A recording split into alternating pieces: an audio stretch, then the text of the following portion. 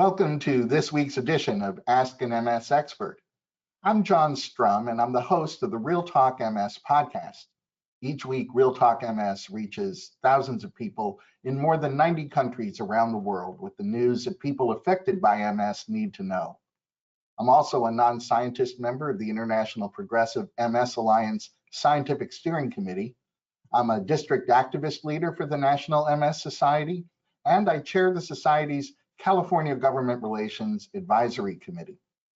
My wife, Jean, lived with progressive MS for 23 years, so I've had a front row seat experiencing all the ways that MS can impact a family. I'm thrilled to be with you today. I see that people are continuing to join our webcast, so let's give them just another few seconds and then we'll get started. Thank you to all of you who are joining us on GoToWebinar, Facebook Live, and YouTube Live.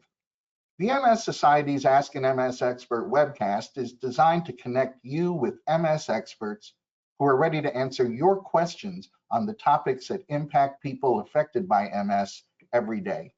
So as I chat with our expert today, please feel free to post your questions on Facebook and YouTube or type them into the question box if you're joining us on GoToWebinar. We'll try to answer as many of your questions as we can during the Q&A portion of today's program. MS does its damage by attacking myelin, the coating that surrounds and protects axons, or the wires that carry impulses or messages from our nerves to all the other parts of our body. Just a few years ago, repairing myelin was still a dream. Today, myelin repair holds significant promise as a strategy to restore the function that MS takes from people and reduce or at least stop MS progression. Joining us to talk about the latest research in myelin repair is the Hazel Pryor Hostetler Professor of Neurology at the Cleveland Clinic and the Director of the Cleveland Clinic's Mellen Center for Multiple Sclerosis Treatment and Research, Dr. Jeffrey Cohen. Dr. Cohen also heads the Cleveland Clinic's Experimental Therapeutics program, where he's been involved in a large number of clinical trials, many of which have led to new therapies for multiple sclerosis. Welcome, Dr. Cohen, and thanks for being with us today. Well, thanks for the invitation and for the nice introduction, John, and welcome everybody that's joining us. I think we're going to discuss some interesting topics. I think you're right. You know, people have a lot of interest in and a lot of questions about remyelination and repair. So I'd like to dive right in.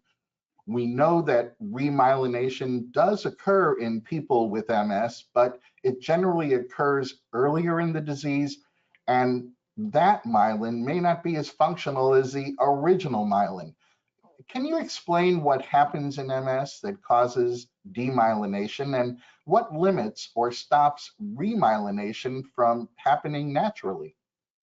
Well, so myelin is a very important component of the nervous system. So if one thinks of the nerve cells as wires, one can think of the myelin as the insulation on the wires, and it provides several different benefits to the nerve cells. One is, as you say, it helps support conduction of the nerve impulses, the electricity that the nervous system uses to do its job. The myelin also provides physical support to the axons, the nerve fibers, and protects it from the hostile inflammatory environment in the nervous system in MS. And also the myelin provides nutrition and energy for the axon. So loss of myelin has a lot of consequences. One of the main processes that occurs abnormally in multiple sclerosis is the accumulation of abnormal inflammation within the nervous system. And one of the main targets of that abnormal inflammation is the myelin. So that leads to damage to the myelin, and in some cases, damage to the nerve fibers surrounded by the myelin. Yes, you're correct. We used to think that remyelination did not occur. We thought that once damage happened in the nervous system, it could not repair itself. But we now realize that there actually is quite active remyelination in multiple sclerosis, but it occurs mostly in the earlier stages of the disease.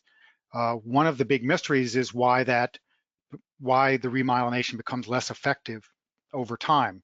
And there's probably a number of factors that contribute to that. One is that over time people get older, and as I realize every morning when I get out of bed, things don't work as well as you get older in your body.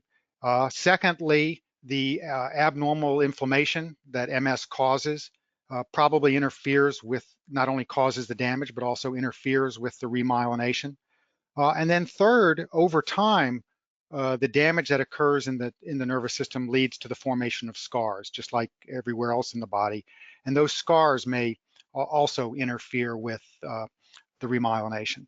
So some of the strategies that we'll talk about to try to promote remyelination address in some way all of those various aspects, all those various obstacles to remyelination.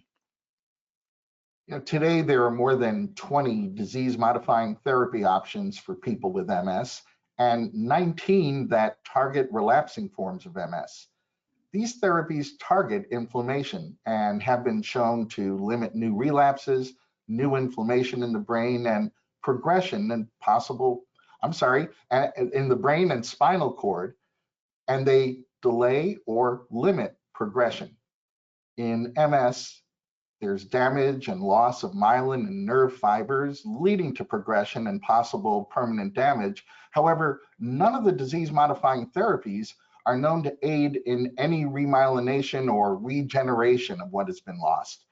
Can you help us understand why so many therapies target inflammation and none are known to stimulate remyelination? Well, so the main purpose of the disease-modifying therapies is to reduce abnormal inflammation and to limit the damage that inflammation causes. So that's their primary purpose. And more, I think the feeling in the field is that we need to initiate those disease-modifying therapies early to try to prevent the damage from occurring in the first place, because once it occurs, it becomes increasingly difficult over time to fix it. The disease-modifying therapies also may help with remyelination, but they do it in an indirect way for the most part. As I had said, the abnormal inflammation itself may interfere not with the remyelination, so by limiting that, it may allow remyelination to occur. But yes, you're correct that none of the currently approved medications is primarily intended to stimulate remyelination. And so that's where different approaches are probably going to be necessary. It's the lack of therapies that promote remyelination is not due to the lack of trying. It's just that it's been a more difficult problem to solve. One of the advantages that we have for developing anti-inflammatory therapies is that we understand that process better.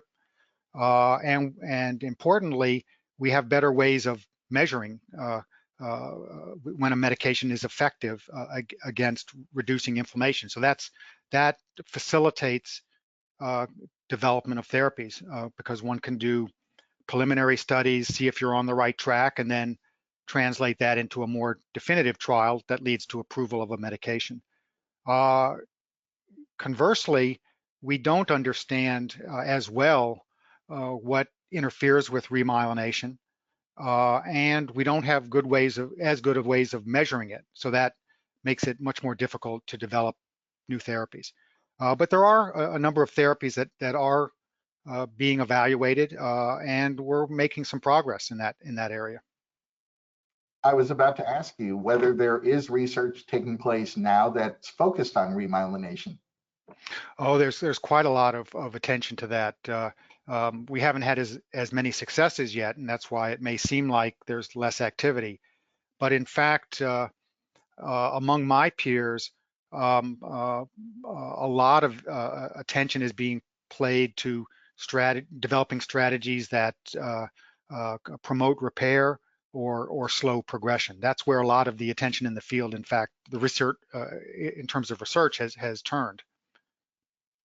If the research is leading to clinical trials, where might they be taking place, and how can people living with MS get involved? Well, so there's quite a number of trials that are either underway, planned, or have been completed for repair promoting strategies. Um, Many of them have been relatively small studies, carried out, each one carried out in a relatively few number of centers, and they're spread throughout the world. There are studies in North America, Europe, in the Pacific region, Australia, and so forth. So probably the best way for someone with MS to find out what's being done there are a couple of websites that are useful for that. So one is clinicaltrials.gov. That's a compendium of all clinical trials that are underway.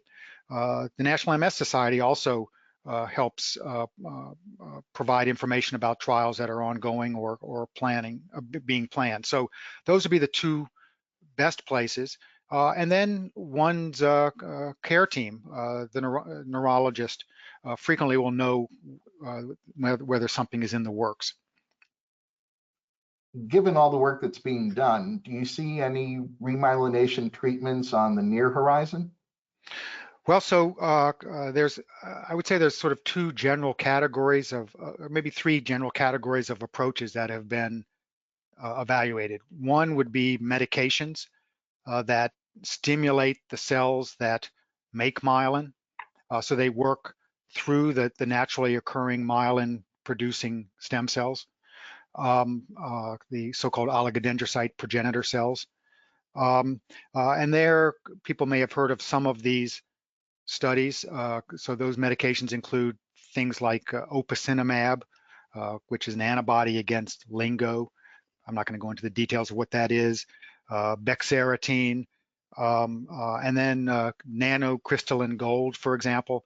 So all of those compounds have been shown in the laboratory to affect remyelination in animal studies and laboratory studies, and have been taken to human clinical trials. And there were some promising results, but all three of those medicines had some issues. One medicine, and then another variation on that has been to test medicines that are already approved for other purposes. So an example of that would be clemastine. So some of our audience may have heard of the Rebuild trial that tested clemastine, which is Tavist.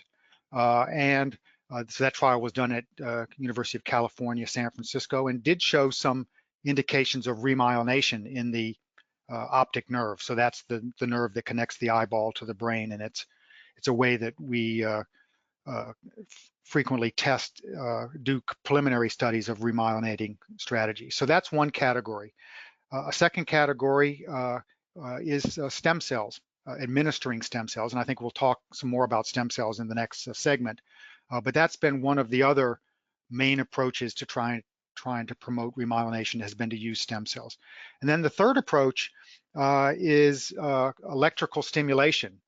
So if you remember, I had said that a number of things interfere with remyelination. One of the things that probably interferes with it is that nerves that have been demyelinated, that have had their myelin removed, go silent. They stop conducting nerve impulses. And as a result, the brain doesn't know that they're damaged. The brain doesn't know to try to put the myelin back on that axon. So one hypothesis has been that maybe if you stimulated these silent nerves, that it might promote them being remyelinated. Sort of the greasy wheel gets the grease, the squeaky wheel gets the grease idea. And some preliminary studies have shown promise with that. So those are the sort of things that are being tested. They're all at a very early stage. The results are preliminary, but they've shown some promise. And importantly, what they've shown us is that we appear to be on the right track, and it appears that we can detect remyelination if it occurs. That's a big first step. It doesn't sound like much, but it's in fact a very important step. Well, I'm glad that you mentioned stem cells a moment ago. When we think about regenerating what's been lost, people often think about stem cells and the possibility that stem cells could be injected or infused, and they would go to damaged areas, to repair and regenerate lost myelin or nerve fibers. And it's wonderful to hear that there's research being done in that specific area.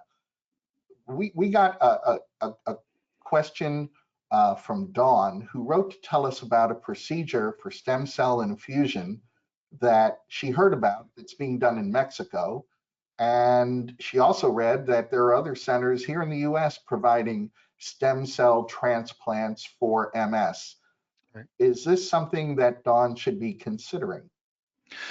Well, so I think the important place to start is that there are many different kinds of stem cells, and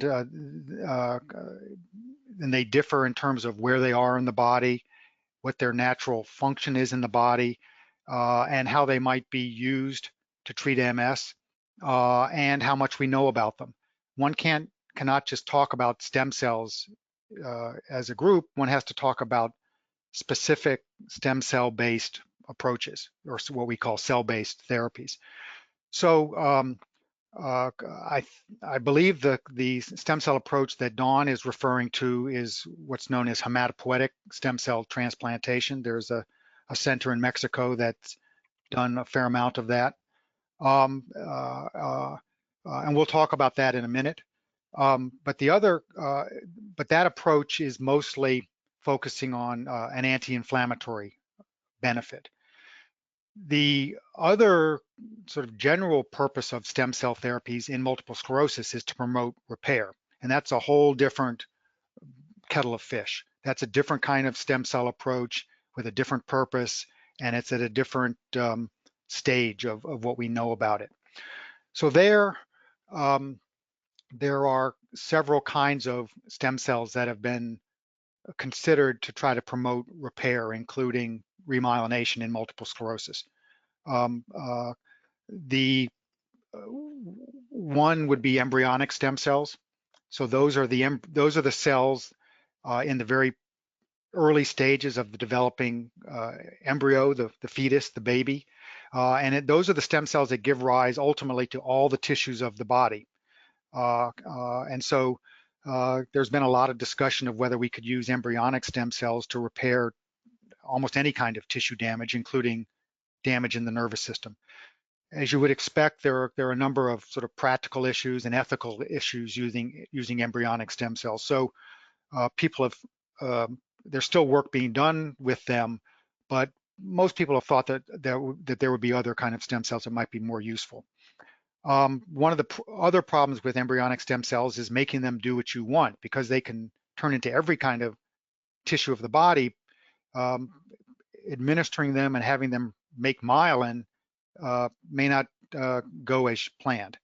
So a second stem cell approach for remyelination is to transplant what I referred to before, the oligodendrocyte progenitor cells. Those are stem cells that have already partly committed themselves to being myelin-making stem cells. And that's the advantage, is that they're already part of the way to becoming the cells that we want, cells that make myelin.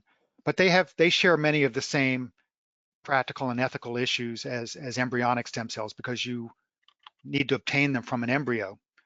And then the stem cell approach that we've gone the farthest with is a completely different kind of stem cell, so-called mesenchymal stem cells. This is an important category because this is the type of stem cell that has been tested the most in MS, and this is the type of stem cell that many of the freestanding stem cell clinics that people may have encountered are offering. And we'll get back to that issue in a minute. But mesenchymal stem cells are stem cells that are present in almost every tissue of the body. One of their jobs is to make so-called mesodermal tissues. So those are things like bone and cartilage and connective tissues. But their other very important job is to support the specific stem cells within each tissue that repair the tissue. So there are mesenchymal stem cells in the brain that support the oligodendrocyte progenitor cells, the myelin-forming stem cells. So there's been quite a lot of work looking at whether administering mesenchymal stem cells might promote the natural occurring repair processes. And in MS, that would be myelin repair. So those cells are very interesting. They're relatively easy to obtain. You can get them from the bone marrow or fat. You can administer them via a variety of different routes, and they tend to go where they're needed, where there's been inflammation or damage, and their natural job is to promote the repair processes that the tissue already is trying to accomplish. So that's one very important kind of stem cell therapy with several different variations on it. The National MS Society recently made recommendations about the use of stem cell transplantation for relapsing forms of MS, specifically recommending autologous hematopoietic stem cell transplantation, or AHSCT. Can you describe this use of stem cells in AHSCT and explain how it's different than using stem cells to regenerate damaged areas of the central nervous system? Right. So as I had said before, people need to remember that there, in the context of MS, sort of two main categories of stem cell therapies that we think about. One is the repair that I just talked about, and that's something that there's a lot of interest in. And then the other one is the one that John, that you just brought up. So that's hematopoietic stem cell transplantation. So hematopoietic stem cells are the cells that give rise to all the cells in the blood, including the immune system, the cells of the immune system. So what hematopoietic stem cell transplantation entails, or before I say that, what the purpose of hematopoietic stem cell transplantation is as a very potent anti-inflammatory therapy. So it has much the same job as the approved disease-modifying therapies, but it's an even more potent way of accomplishing that task. So what this process entails is several steps. One is what's called mobilization and harvest. So in that step, the hematopoietic stem cells are harvested from the blood. There are a small number of them circulating in the blood, and you collect them and freeze them. The second stage is what's called conditioning. So this is the administration of very high doses of chemotherapy to kill the immune system, to eliminate the MS-producing abnormal immune system. So that's the part of this sequence that's actually the MS therapy, but it's also the part of this sequence that has all the greatest risk for complications. So the chemotherapy has side effects. When you eradicate the immune system, there's the potential for infection. And sometimes the other aspects of the bone marrow are also damaged, so people can get anemia or bleeding. And so the third stage of the whole procedure is to re-administer the hematopoietic stem cells that you collected at the beginning to shorten that period where all the blood cells are missing, and to lessen the potential complications, and to speed up recovery. And then the idea is that as the immune system recovers, it will then function normally. And in fact, there have been quite a few studies of hematopoietic stem cell transplantation in MS. All of them had individually some shortcomings, but when you put them all together, this approach appears to have very potent efficacy. It works really well. It, in many cases, literally stops the ongoing inflammation, and it has very durable efficacy, meaning that the benefit lasts for 5-10 years without any additional therapy. Now, you may be asking, well, why don't we do that for everybody? Well, it's because it does have a lot of risks, and it is a very expensive procedure. It costs about $150,000. But those costs are all up front. So the risks are mostly at the time of the transplant, and the costs are mostly at the time of transplant.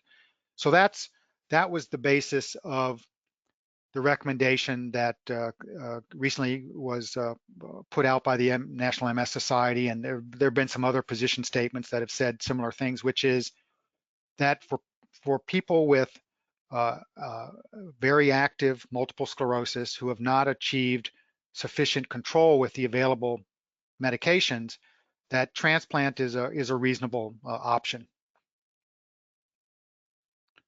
I was about to ask you who would be a good candidate, and I think Right. you just shared that. So thank you for clarifying.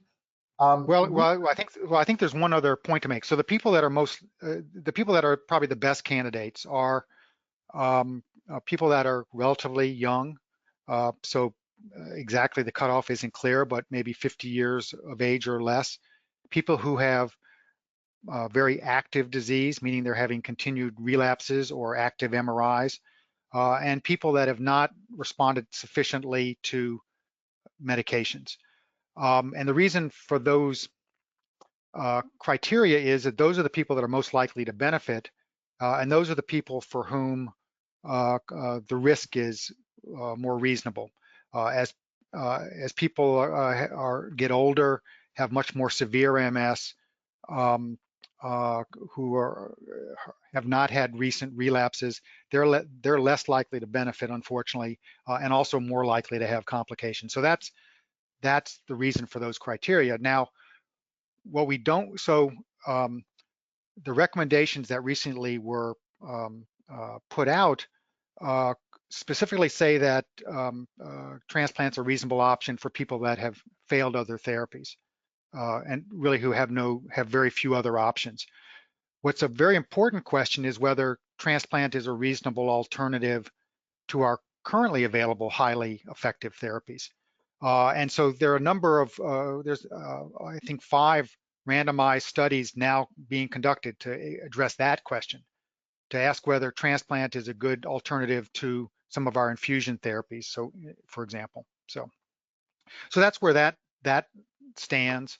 And so I think the transplant field, particularly hematopoietic stem cell transplant, is now starting to make some very real progress. We heard from Rebecca, who's wondering whether autologous hematopoietic stem cell transplantation affects fertility. What are the risks of this type of stem cell transplant? Yeah, so I sort of lumped together the many potential complications, and the chemotherapy that's involved with hematopoietic stem cell transplant does frequently affect fertility, not only in women, but also in men. So that's one of the considerations. If someone is young and still considering having a family, but is also considering hematopoietic stem cell transplant, then they may want to take some steps, for example, to preserve some eggs or sperm so that they could have a family later on after the procedure. The other part of it is that you have to go back and get all your immunizations again, for example. So there are a lot of potential issues with transplant. So it's something that we're interested in. We're still refining how to best do it, but it's not something for everybody at this stage. Aside from the use of stem cells, are there any other types of regenerative therapies that are currently under study? Well, I talked about a number of the medications and the electrical stimulation. So those would be sort of the main areas. I think the other important point to make is that people with MS can also take control of this themselves. People may have heard from their care teams about the importance of diet, to eat a healthy diet, the importance of managing their other medical conditions, so-called comorbidities. They may have been advised to stop smoking. The reasons for that is not just because all those things are healthier, but for MS in particular, they're important because they help the body withstand the MS process, so it limits the damage that MS causes. And it also is important for the natural repair that the body is already trying to accomplish. So good nutrition, exercise, treating your high blood pressure, your diabetes, not smoking, all those things are something that someone with MS can do themselves to promote remyelination. I'm glad you mentioned exercise. Janice wrote in and shared that she read that there's at least some evidence presented that people who exercise actually increase their brain volume. Is this true? Yes, so exercise has a lot of benefits in chronic diseases, including in multiple sclerosis. It first of all, it optimizes cardiac function and muscle function and flexibility and so forth. But secondly, it promotes both repair and promotes what we call neuroplasticity. So two of the ways that the nervous system tries to compensate for damage is to repair the damage. So in the case of MS, that's remyelination. But the other way it tries to compensate for the damage is to recruit undamaged nerves to take over the job of the nerves that have been lost. So it's sort of like when you have I don't know, an office with a number of office workers and some of them are out sick, you recruit other people, you assign other people to do the job of the people that are out sick. Well, the nervous system does the same thing. And exercise promotes both repair and neuroplasticity. And one of the ways you can measure that, besides improved function, is by less brain volume loss, less shrinkage of the brain, and in some cases, recovery of brain volume. So yes, it has real benefits. So what type of exercise is needed to produce these kinds of outcomes? Well, so that's something that's getting a lot of study. We think the optimal exercise regimen in MS is something that combines flexibility, so stretching and things like that, that combines strengthening. So that would be, isometric exercises, lifting weights. It doesn't have to be, massive weightlifting, but something that involves some resistance. And then cardiovascular training, so something that gets your heart rate up. And the combination of all three of those works better than any of them by itself. Now, people with MS may have neurologic problems, so sometimes the exercise regimen has to be adapted, and that's where physical therapists can be very helpful in helping develop an exercise regimen that's tailored for the person with MS. Well, Dr. Cohen, I want to thank you for helping us better understand remyelination and regeneration research. Before we continue our conversation, I want to welcome those of you who have continued to join us on GoToWebinar, Facebook Live, and YouTube Live. Please let us know what's on your mind. Post your comments and questions in Facebook and YouTube, or type them into the questions box if you joined us on GoToWebinar. Our Ask an MS Expert live event takes place at this same time every Friday, so please make sure that everyone knows about it by sharing news about the webcast with your family and your friends. We've been talking about the current research on remyelination and regeneration in MS with neurologist Dr. Jeffrey Cohen, the director of the Cleveland Clinic's Mellen Center for Multiple Sclerosis Treatment and Research. With COVID-19 numbers back on the rise, I'd like to shift gears and focus on what experts are continuing to learn about COVID-19 and its impact on people living with MS. Dr. Cohen, a few weeks ago, you were part of an expert panel of MS neurologists and researchers from the MS International Federation's member organizations that published an update on how COVID-19 affects people with MS and provided guidance on high-risk individuals, disease-modifying therapies, stem cell treatment, and vaccines. So based on these recently published guidelines, does having MS make someone more vulnerable to contracting COVID-19? Well, I knew we couldn't get through a video conference without talking about COVID-19. So those are all very important questions. And there's been quite a few efforts to try to gather the data necessary to try to address some of those questions. And so there's several what are called registries where people are contributing information about people with MS and their experience with COVID-19.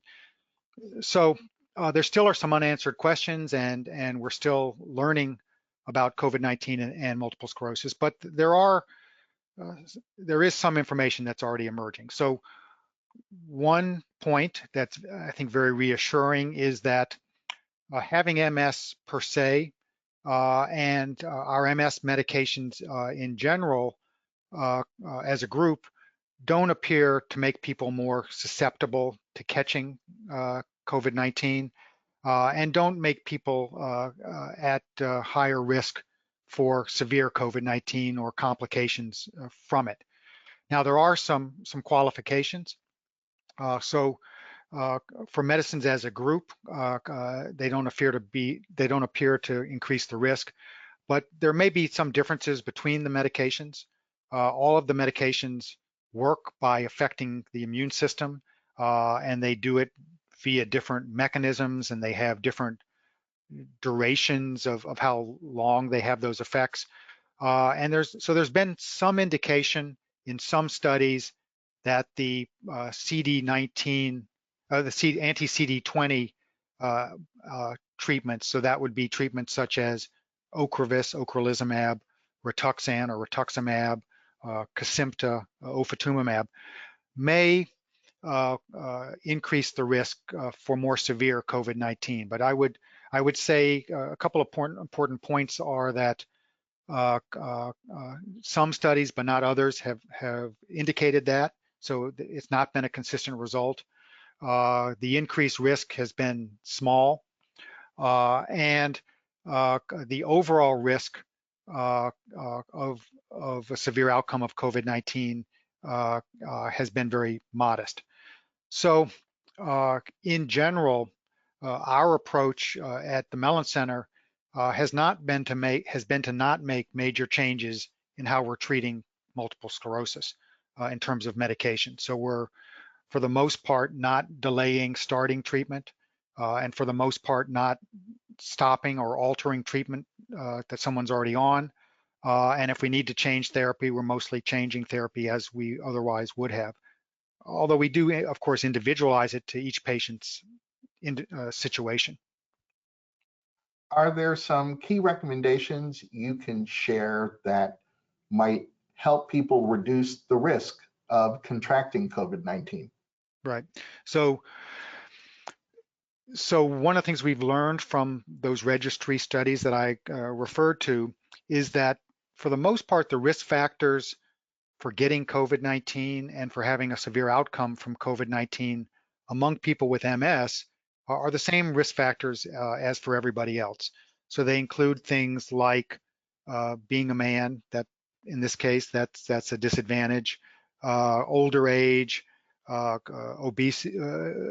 obesity or other medical illnesses, comorbidities, exposure to people with COVID-19, having less access to healthcare, and probably some groups such as African Americans and maybe Hispanics. So those seem to be the main risk factors for everybody, including for people with MS. And then for people with MS, some things that are more specific to MS are having a higher level of disability, and as I said, possibly treatment with some of the certain disease-modifying therapies. So those are the risk factors. And then the approaches that people should take to try to lessen their risk from COVID-19 are some things that they should do and some things that they should not do. So among things they should do are the things that we've been hearing about. So they should avoid exposure to people known to have COVID-19. They should social distance, so that means at least 6 feet apart or more.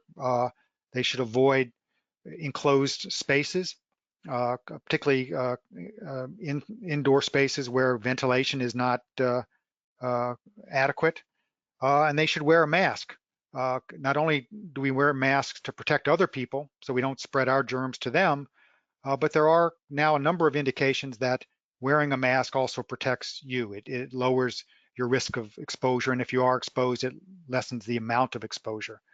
Frequent hand washing, avoiding touching your face and eyes. Dr. Cohen, I think we may have lost your audio for a Oh, moment. okay. Can you hear me now?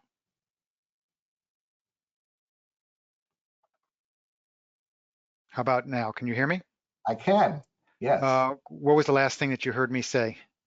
You were just getting into the most recent comments you made regarding the things that we've been all hearing about that people Oh, can okay. do. Well, they're avoid enclosed spaces, social distancing, hand washing, wear a mask, avoid touching your face and eyes, and also stay active and healthy and get a flu vaccine. And things that you should not do, particularly if you have MS, is avoid doctor visits or visits with your healthcare provider. If needed, they can be done virtually.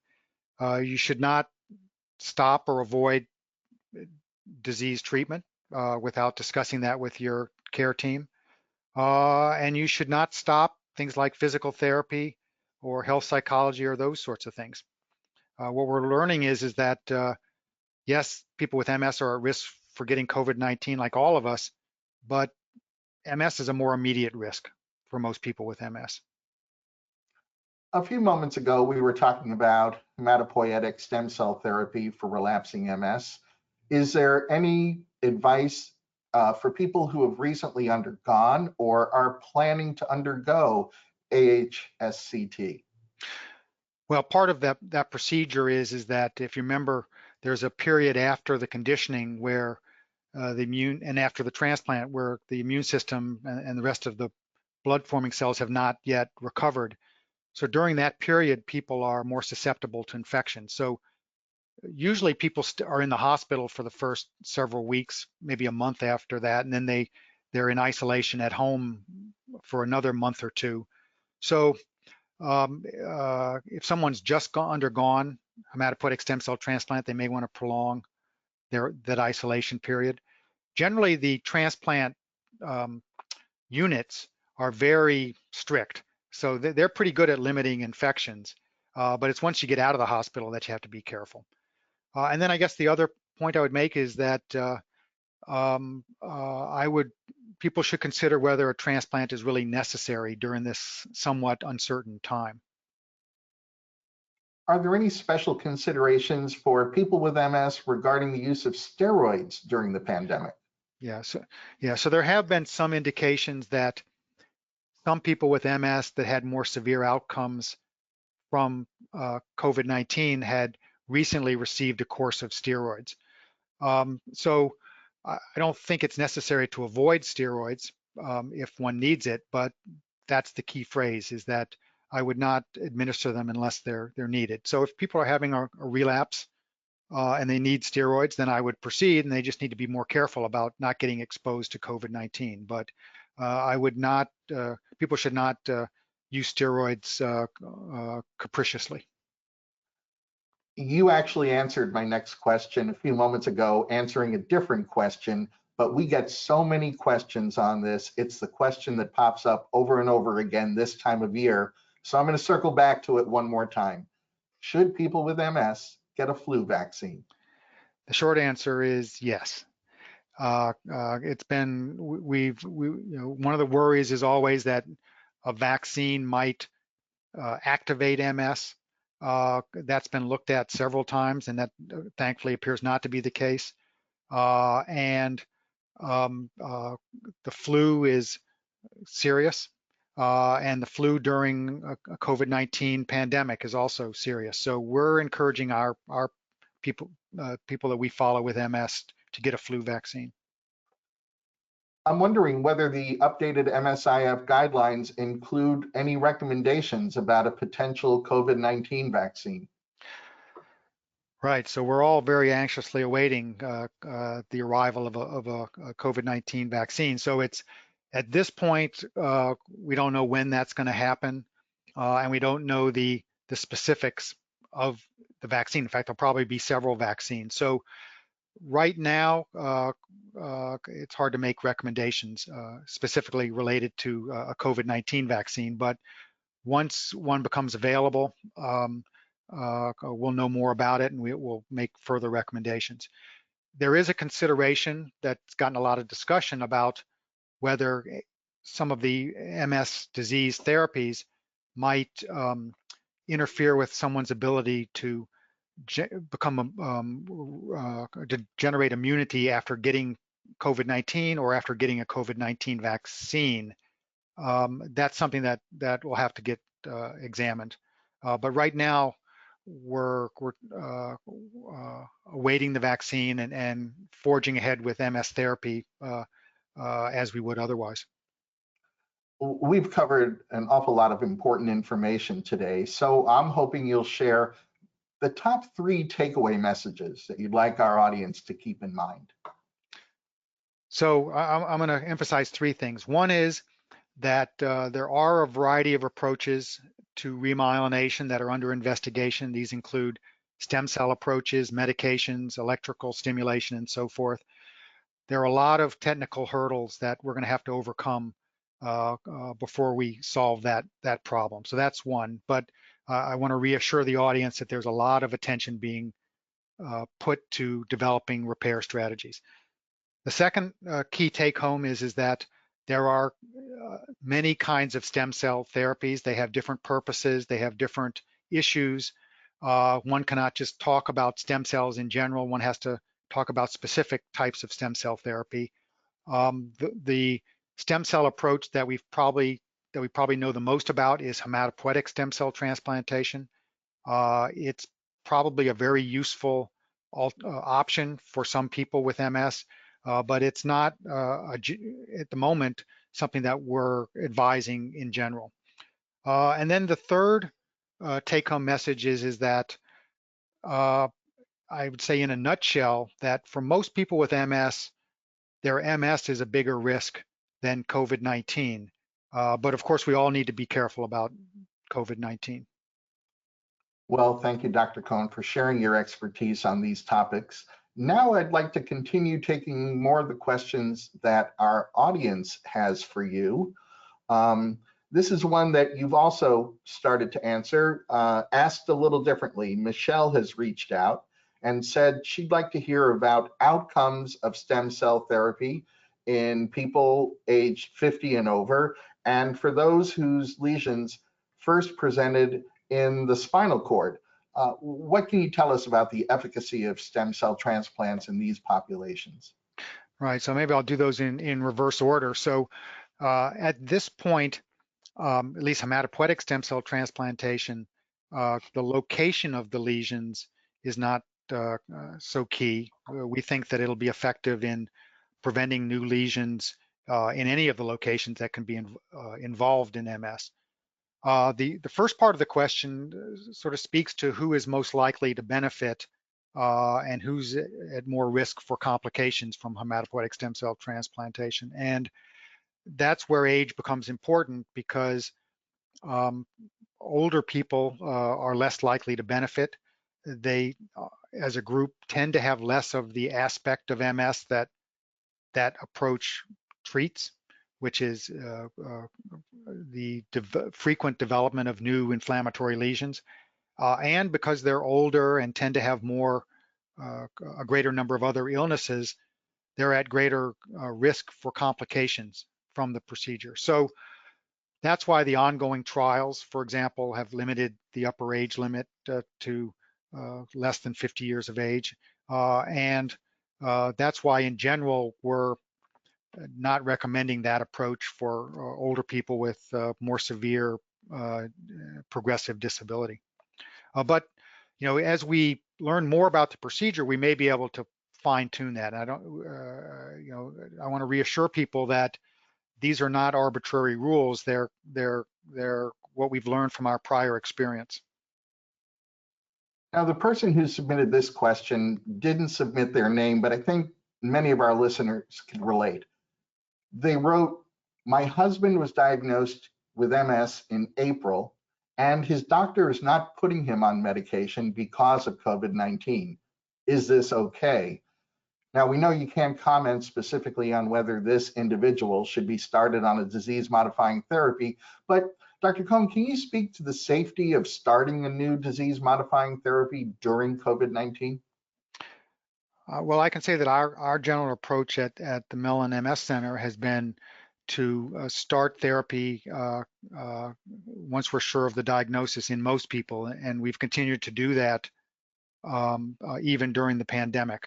Now, we do, of course, consider aspects of each individual, how much they need to be on therapy, whether they have other illnesses or other considerations that might make one therapy advantageous over another, whether they have other illnesses that make some therapies more risky than others, and also whether they have other factors that might affect their risk of COVID-19. So we take all those things into account, but in general, for most people, we are still advising beginning therapy after the diagnosis is made. Well, while you and I have been talking, my partner in crime, Julie Fiel, has actually been in the background fielding additional questions. And welcome, Julie. Have you got some questions? I think we have time for a couple. We did get lots of questions. Dr. Cohen, people really loving this information that you're sharing. We heard from several people, Helen and Phyllis in particular, have questions about, they heard you talking about how exercise can help repair some damage in the central nervous system. And they're curious about the role that diet might play, and if there's any evidence that remyelination can occur based on changes to diet or even supplements, like they specifically asked about vitamin D or B12. Yeah, so for the most part, I would say the evidence supporting diet directly and specific diets and specific supplements is pretty thin. So in terms of remyelination, so our general recommendation has been a balanced diet in terms of diet, sort of a balanced diet. For us, we think that a Mediterranean diet is a good compromise between being nutritious and something that people can follow. It has other benefits in terms of heart health and preventing stroke, but it also is useful, we think, for MS. And then in terms of supplements, in general, we don't think that the deficiency of certain things is, in most people, one of the main obstacles to remyelination. So just providing more myelin components, as it were, doesn't seem to be as useful. Now, of course, if someone is deficient in certain vitamins like vitamin D or B12 would be good examples, that needs to be corrected. But just giving extra vitamin B12 doesn't seem to help. Your body just gets rid of the excess if it doesn't need it. Well, this next question is from Cheryl, and it touches on something that you just alluded to. And she's really trying to get back at the heart at, so if we repair myelin, does that mean we'll return to full functioning? Or, what's the goal of myelin repair? Well, so yes, I probably should have said that. So myelin repair is to serve two purposes. One is, in the short run, it's to restore function in nerves that are not working. They're short-circuiting because they've lost their insulation. So one purpose is to restore function. Now, whether it can return it to normal sort of depends on whether all the nerves could be repaired or not. I think at the moment that we're not likely to be able to accomplish that in the short run, but certainly to restore function is one of our goals. The other goal that may not have been so apparent in my comments was to prevent worsening, because we think one of the mechanisms that leads to progression, the gradual worsening that many people with MS experience, is that nerves that have had their myelin damaged, even if they survive the initial insult, the initial attack, then deteriorate later over time. They degenerate over time, and it's because they've lost all the benefits that myelin provides to them. So one of the other goals for remyelination would be to prevent worsening in the future. Oh, that's very helpful. And unfortunately, I think that's all the time we have for questions today. So thank you so much, Dr. Cohen. I'm going to turn things back to John. All right, well, thank you everybody for listening. Thanks, Julie. Thanks to all of you who submitted your questions. And I'll also thank Dr. Cohen for being with us today and sharing some important insights on remyelination, stem cell therapy, and the impact of COVID-19 on people living with MS. I think that one of the best things that anyone can do for themselves, especially during these uncertain times, is to make sure that the information they're getting is credible and reliable. So we'd like to share some resources with you, and these are resources that you can count on to be current and credible. I want to remind you that if you're unable to get your questions answered today, the National MS Society's MS Navigator team is your best partner in answering your questions and connecting you to the very best information and resources. It's also worth mentioning that health insurance open enrollment season has begun, and Medicare open enrollment runs through December 7th. MS Navigators want you to know that they have a lot of great resources and tools for anyone looking at their 2021 health insurance options. There's even a special team that's setting up appointments for Medicare beneficiaries during open enrollment to help ensure that your 2021 coverage is what you need it to be. You can contact an MS Navigator by phone, email, or live chat through the National MS Society's website. For more information on resources and on remyelination and regeneration research in MS, please go to the Society's website at nationalmssociety.org and use the search term research. I'd also like to acknowledge that we're in the midst of an emotionally difficult time for so many people. And I want to make sure that you're aware that the National Suicide Prevention Lifeline is available 24 hours a day, 7 days a week. They offer free and confidential support for people in distress, as well as suicide prevention and crisis resources for you or your loved ones. You can reach them by calling 1-800-273-TALK. That's 800-273-8255. Every week on the Real Talk MS podcast, I continue the conversation that we start here. So I hope you'll take a few minutes and give Real Talk MS a listen. You'll find the Real Talk MS podcast at realtalkms.com, Apple Podcasts, Google Podcasts, Spotify, Amazon Music, or wherever you find your favorite podcasts. With vital funding from supporters like you, the National MS Society will work to ensure that resources and programs like today's are available and that the MS research community rebounds quickly from COVID-19, so the progress and momentum toward finding a cure continues.